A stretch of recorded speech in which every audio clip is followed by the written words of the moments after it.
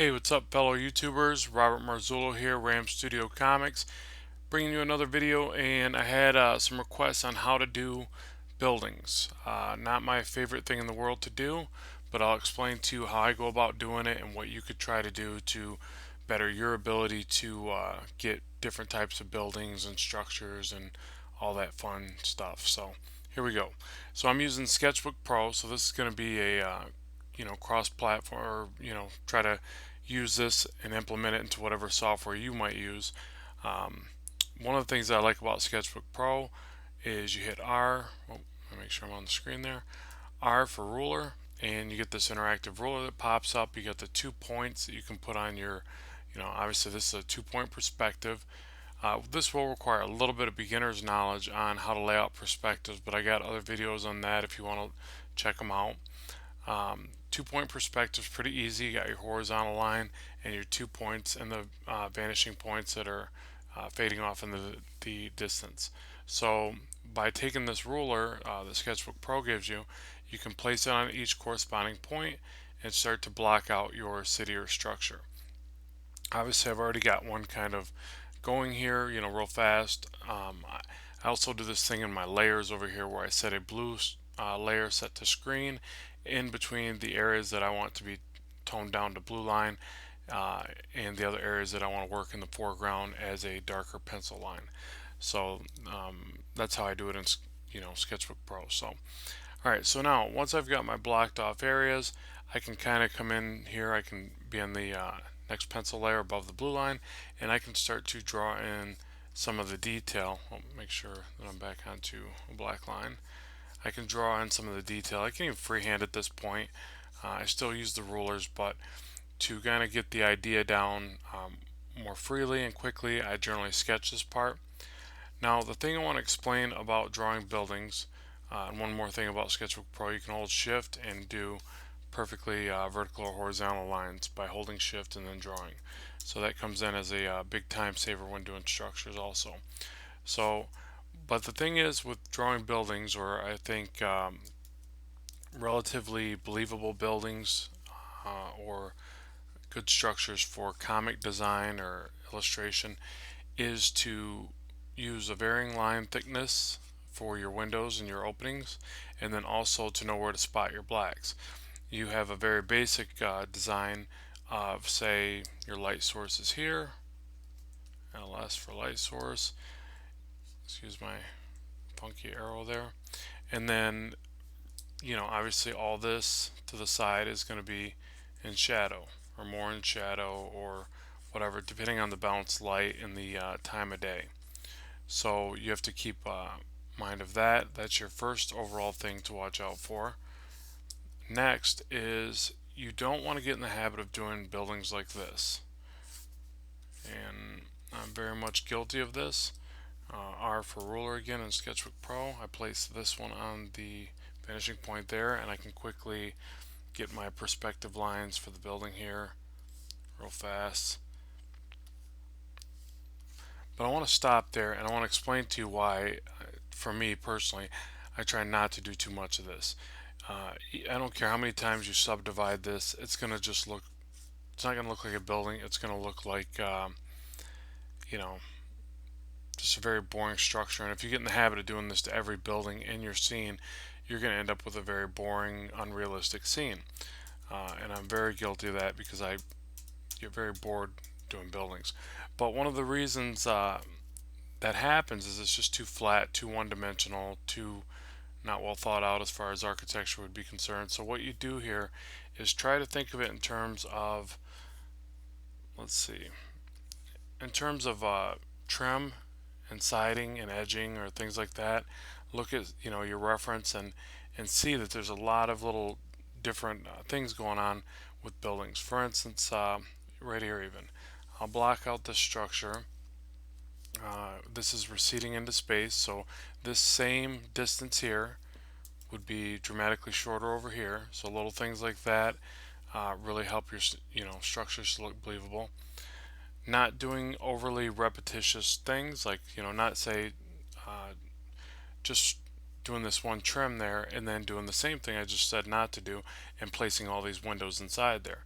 Instead, try thinking of it in terms of, let's try two sets of these windows like this. Okay, stop there. We can hold the shift key and draw in some of our vertical structures. And okay, instead of just throwing a line right there even, let's do a line there and then another thicker line like this. Line there, another thicker line there. And then you can go back, hit eraser. You can use your bracket keys to size that down like that and erase that little bit in there. And now you're giving, again, more structure and depth to what would otherwise just be flat windows. So, and believe me, I'm not saying draw your buildings identical to what I'm doing here. I'm not saying that this is a great building.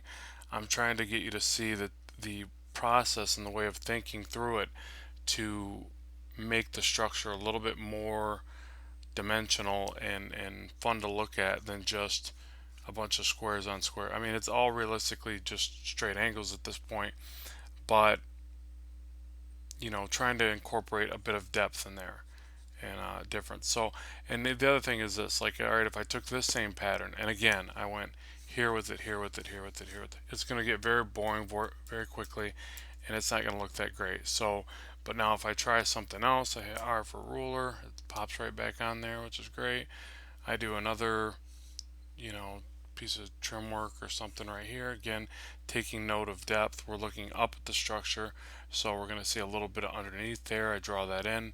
I can come back later and do some little cool shading in there if I want and really bring that out. Um, I'm actually even thinking I need to add a little bit more depth even into this part. I'll just kind of pencil that in and see if it looks right or not. Yeah, see, that looks a little more depthy to me, so I probably would draw that in that way. And then for the next set of windows, again, R to bring the ruler back. Sorry to keep repeating that. I just want to get that in your head if you're using Sketchbook Pro, because this is actually a slash tutorial, like a two-part. Like this is drawing a city and getting familiar with Sketchbook Pro and using it to draw structures like this. I also use Manga Studio for this type of stuff, but Sketchbook Pro is really, to me, a little bit more, well, for one, it's more cost effective for most of you out there, and I get a lot of response that that's a big thing. So I promote it for that reason also. But also it's just a little more easy to understand and intuitive, even though Manga Studio does have a very cool way of doing the perspective rulers. Um, but Sketchbook Pro has a new version coming out that's got a really neat perspective ruler thing that's getting ready to come out. So you guys are going to love that. So be on the lookout for it and look for some videos. But now back to this. So the structure, I'm saying, you know, instead of recreating these same window patterns, let's try coming up with something different for the in-between. Now this could just be some brickwork maybe, you know, so you could get in here and do, you know, I'll just draw this in real fast, even though it won't be perfect. But in the sketch stage, it makes sense to do stuff like this, and then it gets the idea down, and you can come back with your rulers on your next stage and really fine tune it. So even like that. Now those bricks are probably a little bit big for the size of building. That's the other thing that you want to really keep in mind when doing your buildings is size relation from part to part to part. So, you know, it's real easy to mess something up if you do this city skyscraper here and it looks ultra detailed and everything's very tiny, and then you get this thing that's got big windows right next to it. Well, then it knocks the perspective out of whack for both of them. So, but you know, this idea is what I'm trying to get across, of where not to be overly repetitious. Now the other thing is even this. Say we do this staggering effect. I'll bring the ruler back and I'll draw the next set of windows real quick. Like this. Keeping in mind now that we're actually to the horizontal perspective, or the I guess the horizontal line where eye level with the perspective, the windows and the structures would now change below this. We'd be looking down at the windows. So it's kind of a weird, you know, floating perspective that we're doing on these buildings. But just to keep that in mind, once you pass below this line, you would now draw your trim pieces in reverse. So you would be looking down at the trim. So you draw the two lines closer together here, then the divided line or the spaced out line to show the face of the structure, and it would do something like that. So I'll just keep that in mind. So now the next set of windows, again, I can hold shift and I can draw the uh, horizontal lines. I'm just kind of using this as my reference. Again, I'm not being overly precise at this point because I know what I'm eventually going to do is just grab this, pull it below that blue line, and that's my reference layer, and I'm going to go back through and tighten it all up. So grab that, pull it back, oh, wrong one, over top of the blue line. Okay, and keep doing my drawing here. So yeah, so now I'd go back through doing the pencils again. I need that ruler again real quick, bring that up to here, give me the reference line I need for that, and I'm still above the horizon line, so I'm going to have the same perspective, maybe not as deep of the wells, I would call it, not as much depth in these windows as the top ones. That's the other thing, the further it gets above the perspective line, the more you're going to see into the recesses of these window shapes. So you want to keep that in mind to show depth.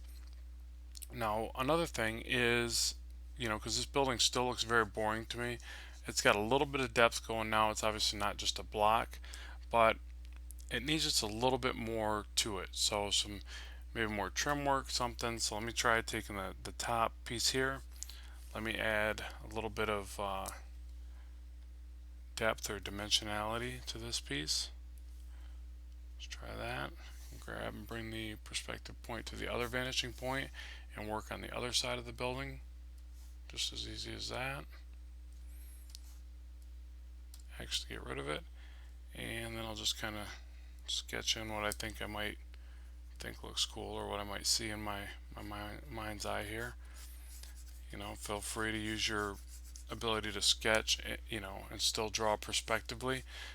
Kind of gives you a gauge for how correct your perspective on this stuff is, and it's just good practice. I always use the tools that make it easier, but then I always try to do stuff by hand to train my eye and train my I guess my hand-eye coordination to do the stuff without the tools.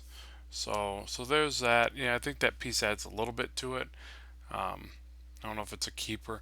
The building itself, for the type of structure I look like I'm designing, doesn't look wide enough in each direction. I think this same building would look better if it was like, say, let's say to about here or something like that. I think it would look better as a wider building. But it doesn't mean it's a no-go. It could be a small store or something like that. I could almost see like a canopy right here, with an entryway or something, so it's not a total no-go. It's just a different type of structure than I originally was perceiving as I'm laying it out. So again, I would probably keep going with the brick and offsetting the window patterns. I probably wouldn't do too much more of either one in the sake of making it look too repetitious and boring. So I'd probably stop there, and again, like I said, add the canopy or something, maybe a sign right here. The other thing I would do too is I wouldn't try to totally recreate this side of the windows over to here. And again, that's for not making a structure that looks overly boring. I would probably try to do, maybe the same type of windows with a divider piece in the middle. So maybe over here they would end up looking something like, let's try it. I could be wrong. I'm just trying to envision this as I explain it. Something like this. And drawing the depth like that. Obviously you want to see the depth into the windows to show depth in the structure, and maybe some divider pieces in the windows. Yeah, something like that. I would probably do another pattern. Again, I wouldn't repeat it too far. I'd go something here, divider, the windows here, but I would do that to again make the structure more interesting and more well thought out, to get away from the idea of just doing boxes. So let me lay out one more building real quick and see if I can, because I don't want to sit here and finish all these all the way through. I just want to kind of show you, ideas to look for, so that when you go to do your own buildings, you'll come up with stuff a little bit easier. I could use some of this line work as reference points, even though I'm not going to recreate those same windows. Another thing that looks cool, and you know what, and actually I would do it right about here. So you see how I was almost recreating the segments from the building. I'd probably take this piece and make this a piece of bordered trim that goes outside of the structure. So I would, as to where these are closed off by this edge cap here, or whatever you want to call it, this bit of trim right there, I would bring these all the way, or this one all the way to the edge, give it a little bit of a ledge like this. Actually, bring it all the way over to here. So let me get rid of that line. Control Z. Cool thing about Sketchbook Pro 2 is you can Control Z back, which is nice. Some software still don't have that, which is weird to me, but most of them do. Okay, and yeah, so now this little bit of a ledge gives the building just a tiny bit more dimension, um, you know, and makes for a cool scene if somebody has to climb out the window and, you know, edge themselves around the ledge to get away from some bad guy or whatever. You know, thinking comic booky there, you know. Hold shift, I can do my nice straight lines real quick and keep working down. And then I just keep doing that. I keep, you know, adding to it, and you know, I keep picturing a sign up here all of a sudden, you know. I've been a sign guy for many years, so I always picture, you know, signs in my comic book drawings, you know, and you figure out how you're gonna mount the stuff to the building. So you got these structures and stuff, and you know, Joe's, you know, pub or something. It kind of looks like a pub building. Joe's Pub and Grub or whatever. So yeah, you know, so that's how you work it out. So now I'll go ahead and do one more structure over here, see if I can come up with something to show you that, you know, the other thing is to not do one design and then immediately start adding that to every other building. You know, if you look at any of these structures in cities and study like New York and LA and some really cool cities that got some great buildings, Chicago, um, then you'll notice that they all have like little tiny subtle differences and some not so subtle. So you want to really, you know, take note of that and incorporate some of that into your drawings. So this one here, I'll try. Uh, Obviously now I've got a size relation to deal with on this. This Joe's Pub building looks somewhat smaller, so I can't do it like a big city skyscraper effect. Which all you're going to do for that is you're going to shrink down the details a lot. So your windows are going to look like this. They're going to be tiny little openings. Uh, you know, your dividers, all your little details are going to look a lot smaller. So that's all you're really going to do in terms of changing the size of the building is shrink down the details and add a bunch more. But not being too overly repetitious with those details, or you'll end up with a boring building again. Okay, so let's do. Let's see what comes to mind. Put our ruler back on there, bring it back to our vanishing point, and start sketching in some details. You always end up with kind of a trim piece at the top on most any structure, so you can kind of start working from there. The other thing is to size your pen or pencil down to get some of these details. It'll in turn make it look a little bit more interesting also, instead of using one line width through your entire drawing. It'll get very boring real quick. Okay, so there's our beginning point. There's a little bit of the trim work. You can kind of do some angles right off the corner here.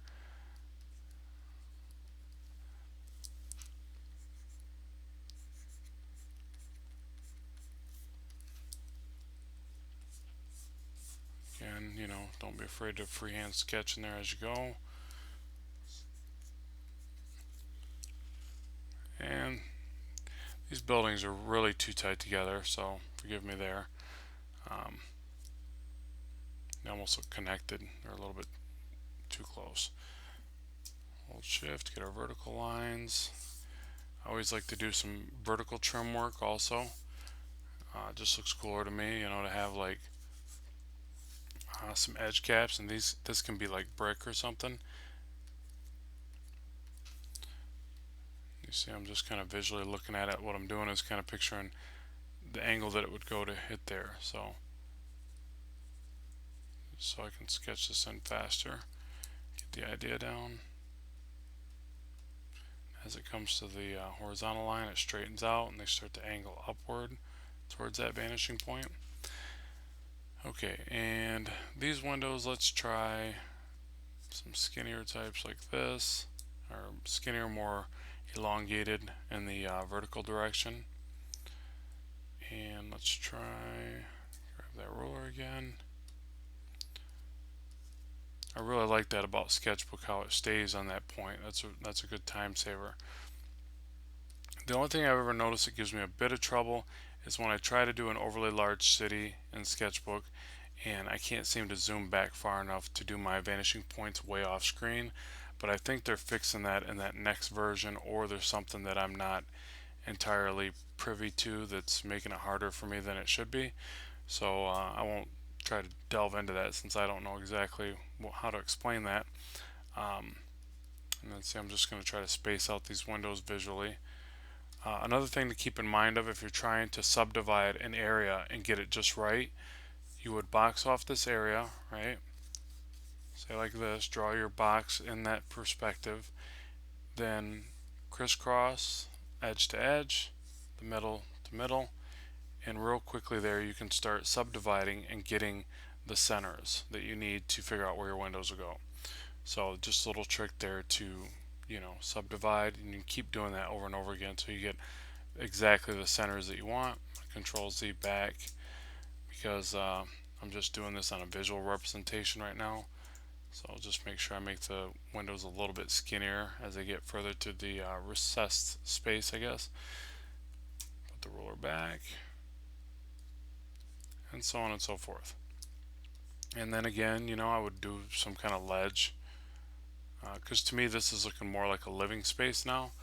So I would do either like scaffolding or ledge, uh, something like that. Probably subdivide this a little bit more. I say subdivide, but I'm just saying when I try to draw stuff like that, I'll start with the middle and then keep breaking it apart. And it's easier to come down and get centered like this, as to where if you start from, and it helps you to do that in perspective too, a recessed space. But if you start from right here and you draw them all the way across, boom, boom, boom, boom, then you're a lot more likely to get inconsistencies. So, and that's really it. I mean, these same rules apply to a lot of stuff that you can draw in building settings like this and get it the way that you want. The centers of these windows, those are all going to go to your perspective line, and it's pretty simplistic. I get really bored quick when drawing buildings. I like to draw faces, characters, scenes. So when people started requesting, "Hey Rob, can you show us how to draw buildings?" I'm like, "Oh man, I'm probably not the guy to show you." But hopefully I could explain a few techniques that I use. And like I said, don't be, feel free to, block in your perspective that you like, but then start sketching and having fun with it, and then just take that layer, put it to a blue line or however you do it. You can tone it down by dropping the opacity in this layer underneath the blue there. Add your new layer, and then go over top and start, fine tuning it. Another cool thing with Sketchbook, hold spacebar, your navigation thing comes up, and you can move around really quickly. And that drops right back to the tool you were using before you hit that. So it's another great thing about that software. Again, hold shift, get in there, start defining your lines, and R for ruler, and you'll see you can move through it relatively quick. I mean, I'm not saying it's not monotonous, because to me it is. Buildings can be a little time consuming, but it's worth it. You got to have believable buildings for your characters to be in those settings, or your scenes just won't work as well, and your fan or person looking at your work isn't going to be as pulled into the story if you don't have good background settings. So there's that. Hope you liked that. Hope that taught you something, and be sure to like and subscribe, and let me know where I could help you further. I do look at all the comments below and make a list of I usually wait for there to be two or three what do you call it, two or three requests for a certain topic before I get into it, just because it is starting to grow, which I'm very thankful for. Thank all you guys for helping that to grow that way. I'm starting to get more subscribers and more views, and that's pretty awesome. So thanks very much for that. But it also makes it to where it's harder to respond to everybody's comments and, fit everything into, like respond to every single request. So I try to wait for there to be a couple at least of each topic, and then release the video. So thanks very much for watching. Keep drawing, keep having fun. Talk to you soon. Bye bye.